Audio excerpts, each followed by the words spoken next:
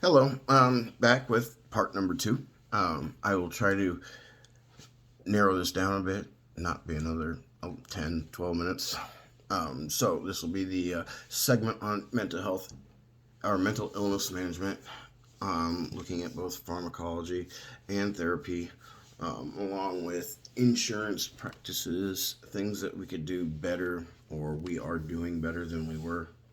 So we're going to start off with the pharmacology side of mental health treatment. And this is because when I look at fixing your brain as building a house, um, when you go to cognitive therapy and, psychotherapies, just the portions where you work on fixing the issues that are causing your problem, you can have all the tools, but if your foundation isn't set, you'll never get the house up, and vice versa. If, you know, you have the perfect foundation, but you don't even have a hammer, I mean, you can never get anything put together. So, uh, typically, our mental health treatments need to work in tandem. Pharmacology and psychotherapy, the cognitive mental repair portion, along with a medicinal aspect that helps us get to that stable foundation where we can fix ourselves. Um, so for me, well, we're going to start off with I'm just going to list some generals, types of medications, and then I want to bring a lot of this back on, give me like a personalized, answer. So when we start talking about um, mental health medications, the pharmacy side, we are looking at stuff like mood stabilizers, especially when you have people with like manic depression, or bipolar one is what they call it now. Meaning, you can go from periods of really high high to really low lows. These mood stabilizers will just level you out. It'll stop the roller coaster. And sometimes that is one of the major problems with your, depression and stuff, is that when you understand what really high high is, that low feels way worse than it should. You know, uh, if you were a millionaire and then the next day they took all of your money and said you'll never have a dollar to your name, that'd be a lot different than if you live paycheck to paycheck and then somebody cleaned out your bank account. You know, it it puts a lot of things into perspective. Um, Antipsychotics can be used, um, antidepressants as well. Um, Antidepressants is kind of one of those weird, funny ones. Um, while it's treating your depression, it can also cause mania and those huge mood swings again. So those will usually be prescribed in tandem with the mood stabilizer. Um, and then also they do antidepressants and antipsychotic combinations, like the medication Symbiex. That those two work together in order to create the antipsychotic nature and a stabilized mood. And then finally, we have anti-anxiety medications like benzodiazepines, um, like Xanax and stuff. Um, for me, real quick, just you know, as part of my PTSD treatment, it was just like we're talking two phase. You have pharmacology side, which I'm still, I stick to it. It is worlds different. I take trazodone, which is, I'm going to be referencing out of my drug guide here. My trazodone is a um, antidepressant, and that just mellows it out, Now, so this the trazodone is an antidepressant, which is used primarily to treat depression, but in the unlabeled use is to treat insomnia, chronic pain syndromes, diabetic neuropathy, and anxiety. So in that unlabeled use of insomnia, um, the dosage is literally mine's a third of what the chronic depression treatment would be. And then it really just helps me fall asleep, stay asleep, get the deep, restful sleep that I need for my body to heal. And then I also take prazosin, which is an antihypertensive, and it just really relaxes me away. And it helps me. I use it at night, and it just brings everything down and just allows me to slip off to sleep. I used to stay up for hours just thinking about stupid stuff that it could wait a month to think about. Or I'd be thinking about bills or stressing or worry or something. And I can tell you that my having nightmares, at night from the war, that was rough. But never, even the nights that because I typically didn't really dream much. And the nights that I didn't dream or don't remember, I was still getting the worst sleep ever. And waking up feeling constantly drowsy and miserable. There was no way I was going to repair my PTSD just because I couldn't even get out of bed. Like, if I didn't have the pharmacology side to help me go to sleep, stay asleep, get restful sleep, everything else would have been a lost cause. There's no way I would have been able, it's fishing without a fishing pole. There's no way I would have done anything. And then now we're going to switch over to that pharmacology or the therapeutic side. And that one's important because, like I said, this is two-phase. You can have a great foundation, but if you don't have any tools, you're still not building a house. So I got my great night's sleep. I woke up. I was feeling really good and excited and energetic, ready to go do something. I was able to get my butt out of bed for the first time in ever. And it encouraged me to go do stuff. And one other medication I did forget to mention, but I want to, and it's not so much a clinically tagged mental health thing, as far as depression or stuff like that. I guess it is in the arena of learning disabilities such as ADD and ADHD, but Adderall is great. I take it every day. It's probably why I'm so talkative, but it has an intense mental health implication to me that is basically been unparalleled. It is a stimulator of dopamine, and so it does give you the good feeling. And as a stimulant, it gets me energetic and makes me want to go do something. My biggest problem was laying in bed after that horrible night's sleep and not having the will to even get out of it. And a stimulant like an Adderall really helps, boost my central nervous system, increases dopamine production, and alters its effects, and it kicks my butt in gear. But onto our therapy studies. There are multiple types of therapies out there that exposure therapy. Great advances were being looked at with video games, actually. Talking to military vets. Shoot, I need to hurry this up. Video games like exposure therapy, they would recreate, combat scenes that they're in and help them process it over and over again. And, because 18 years old, dropping artillery rounds all around us in a firefight is a lot different than, you know,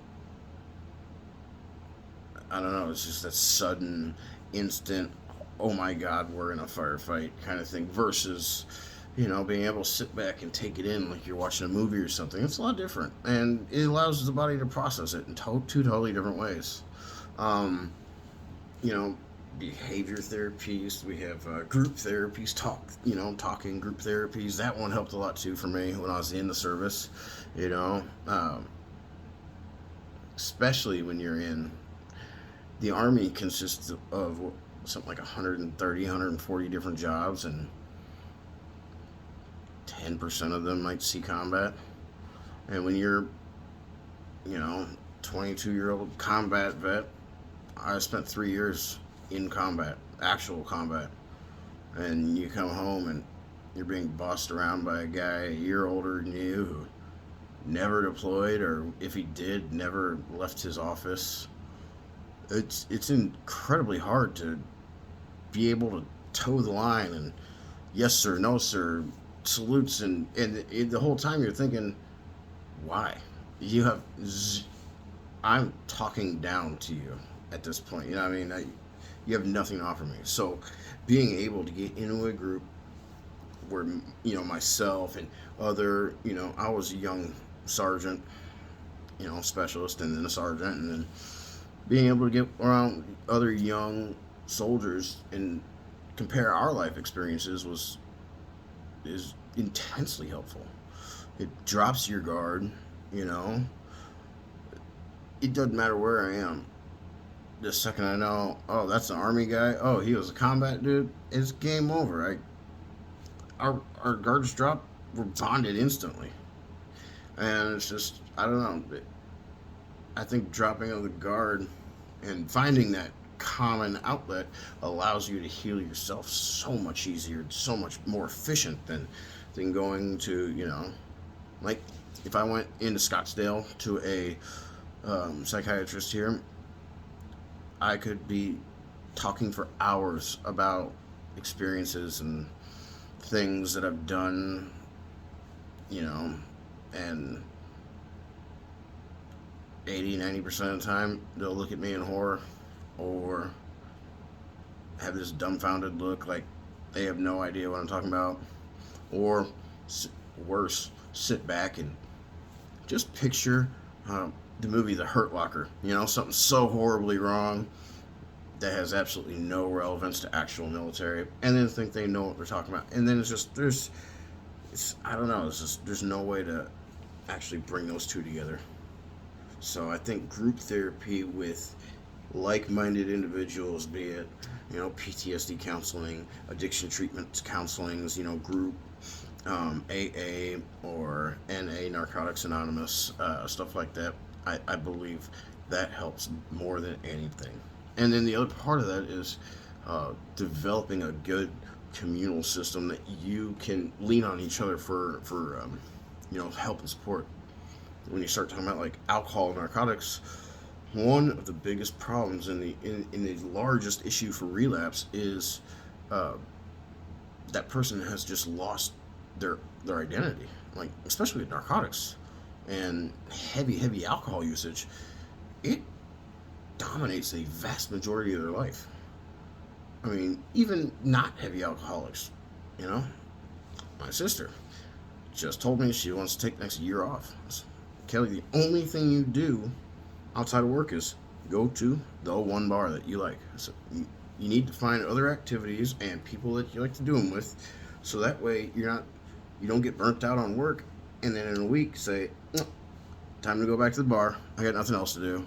I mean, because if that's where all of her friends are, and that's where her entire pattern of events evolves around, it's inevitable that she's going to go right back there. So having that group therapy will allow you to build a friend base and support system outside of, that drugs and alcohol activity. All right, I need to hurry up. Moving on to the insurance portion. It is incredibly important. right now our healthcare system is actually doing pretty darn good. Um, I'm never a huge proponent and supporter of acts and laws that Congress passes for this one silly, simple thing. If an act is going to be passed, or a law, or a provision, I believe it should be just for that thing. We have Congress sitting on, their rear ends all day long, doing what? I mean, when you look at the latest COVID relief bill, how many different subcategories and different acts within that same bill were there? And why did it take so long to get relief to people? If we had just one act at a time, you can vote 15 times a day, But if we had just one act, it would make life so much easier. But that being said, the Obamacare Act, they did a great job. Or, well, I guess it was not the Obamacare, it was the Affordable Care Act of 2010. That one did, uh, you know, it took the Paul Wellstone Mental Health and Addiction Equity Act and sort of boosted it up, and it made it a national policy where mental health conditions, treatments, and and more importantly, substance abuse treatment could not be ignored or overlooked or subsidized. So the Paul Wellstone Act, they took, and I'm going to be referencing my CMS.gov source. Um, it's a federal law that prevents group health insurance policies that provide mental health or substance use disorder benefits from imposing less favorable benefit limitations on those versus general health. So basically, you're saying is, you know, I have insurance through this one private company. If I break my arm, I'm fully covered. If I, you know, decide, well, I need to go treat my alcoholism, they can't be like, oh, well, you can have one treatment and you're good. They have to provide full coverage again. They can't dial back my coverage based on a mental health or an addiction issue that they don't like. And then another great advance was in 2009 was the Children's Health Insurance, the CHIP program. They reauthorized its usage, and that while a lot of these insurance companies and stuff they focus on treatments, uh, the Children's Health Insurance program, they really like to focus on prevention and improvement. Like if you start to see something, make it better. So those are some of the um, great things about our health insurance program that does serve our community in an amazing way. So I think, like I said, health insurance is very vital. But I think they're generally doing a really good job. Um, between Medicare, Medicaid, um, and then obviously, oh yeah, the other big one, especially considering Medicare, Medicaid, it was closing the donut holes, what they called it, the Part D, which really tightened the noose around the drug prices, allowing seniors more affordable access to medications. Because as we just discussed, medications is a critical component to mental health. Finally, oh man, well, I think that was about it. I wanted to say something else, but we're just gonna let that one pass because I've talked way too much. So my references in this one was the CMS.gov website. Um, my Davis Drug Guide, and my Conceptual Foundations textbook, all of which will be detailed in the references. Thank you very much. Have a great day.